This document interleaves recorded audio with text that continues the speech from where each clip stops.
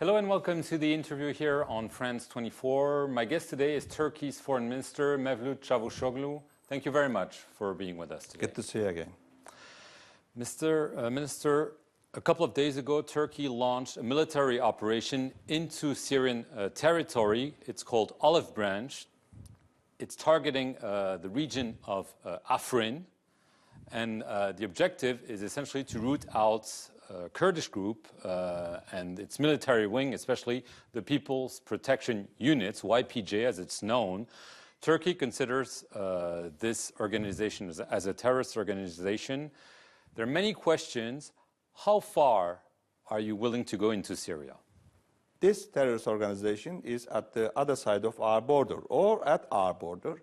So it is a threat for us. And no country can tolerate any terrorist organization elements at its borders.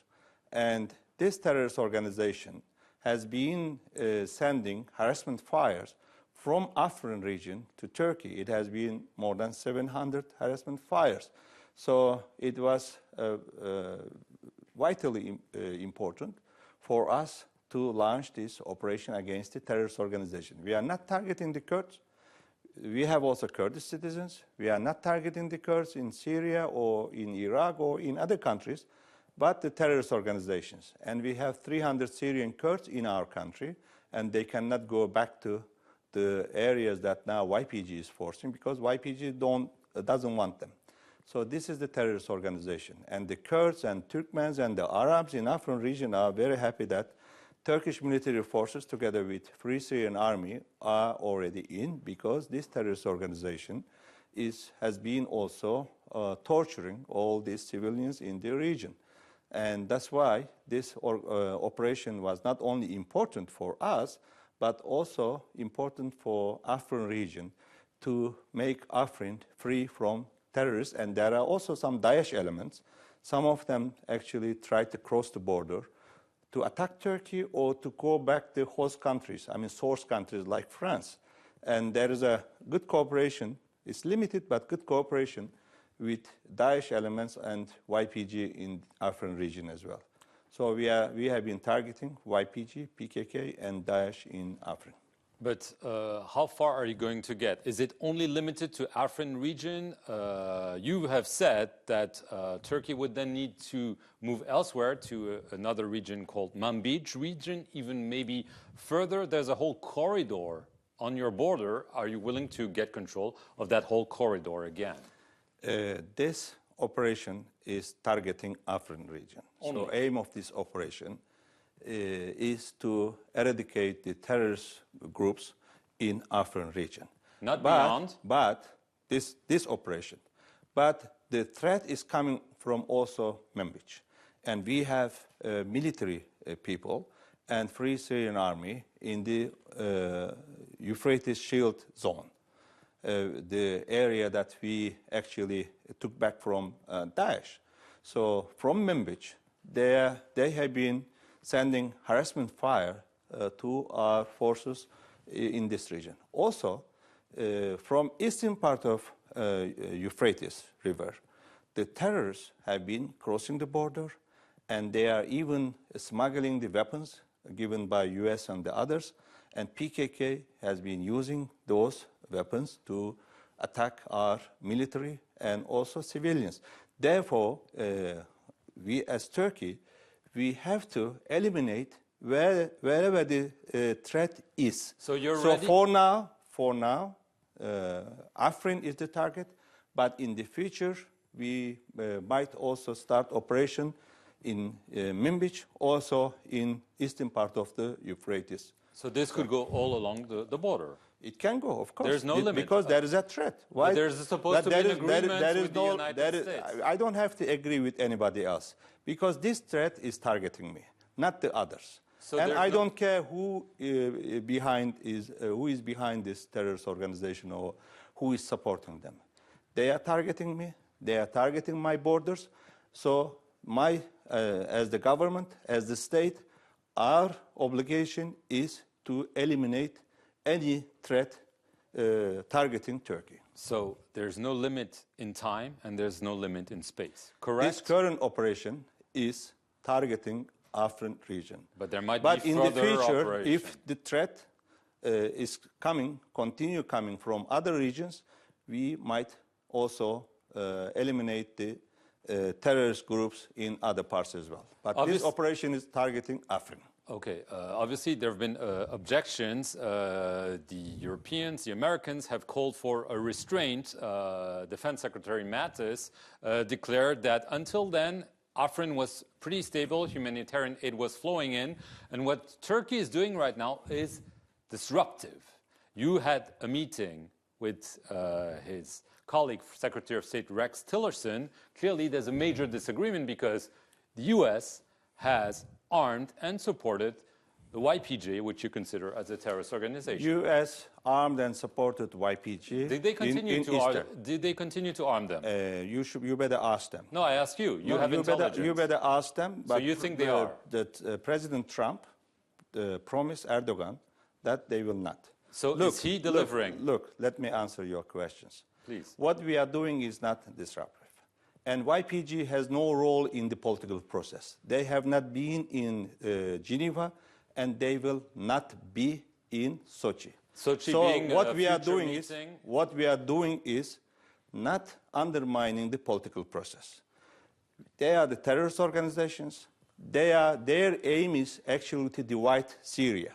Our operation is also important for the territorial integrity and the unity of the country. And I don't care what other countries say. I care only about my people's concern, and I also care what my people say. This is a threat over there, and it's a serious threat. I have to eliminate this threat. So I don't care what other countries say, but what they are saying is not true, because these are the terrorist organizations, and they have no positive role, no constructive role, and this Afrin region has not been stable. So the US and Russia knows US is not there. US is not there. Yeah, there were some Russian military personnel over there and servicemen in this region. There was no US personnel, military personnel in Afrin region.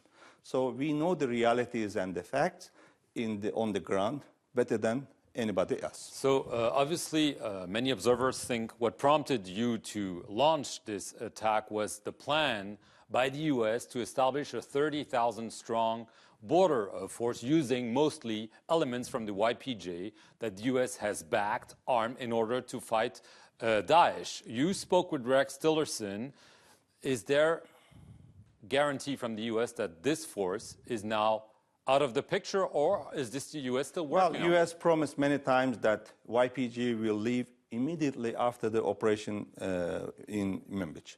They are still there. US promised everybody, including France, that YPG will leave Raqqa immediately after Raqqa operation.